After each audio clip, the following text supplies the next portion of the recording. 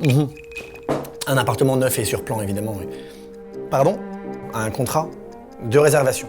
Très bien, monsieur, merci. Personnage, contexte, mise en scène, cinoche.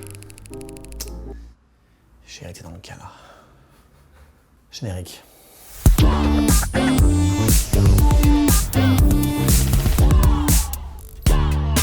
Définition. Quand on achète un logement neuf sur plan, on signe un contrat de réservation. D'une part, comme son nom l'indique, il vous réserve le bien que vous désirez acheter auprès d'un promoteur en contrepartie d'un dépôt de garantie. Dépôt de garantie, c'est l'autre nom qu'on donne à la thune. La maille, le pognon, le fric, l'argent quoi. Et d'autre part, il vous permet de vous lancer illico dans vos démarches bancaires, et donc de gagner du temps. Donc, qu'est-ce qui figure exactement dans ce contrat? Excellente question, chère assistante. Tu m'appelles encore une fois comme ça, je te quitte. Excellente question, mon amour. Voici une petite liste de ce que comporte ce contrat et ses annexes. Une description précise du logement. Surface, nombre de pièces, dépendances, etc. Une note technique. Avec la nature et la qualité des matériaux de construction par exemple, la situation du logement dans l'immeuble en cas de copropriété, la liste détaillée des équipements collectifs et leurs conditions d'utilisation. Le prix prévisionnel de vente et les modalités de la révision. Les prêts immobiliers à solliciter. Le délai d'exécution des travaux.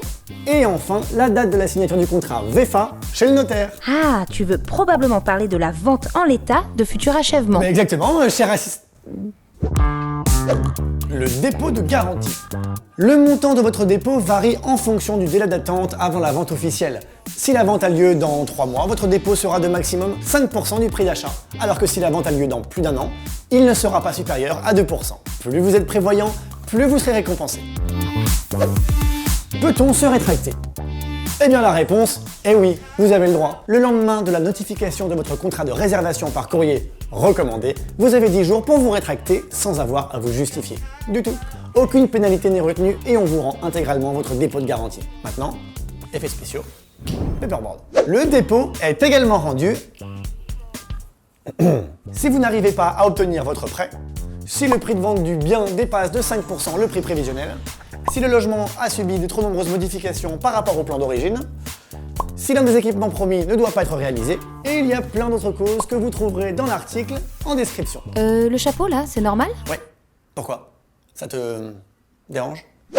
Conclusion.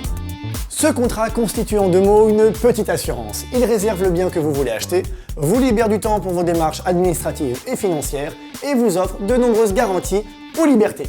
En gros, il sécurise votre achat. Je vous donne rendez-vous dans ma prochaine vidéo, alors pour être sûr de ne pas la rater, likez, commentez, partagez la vidéo et surtout, abonnez-vous à la chaîne. Salut!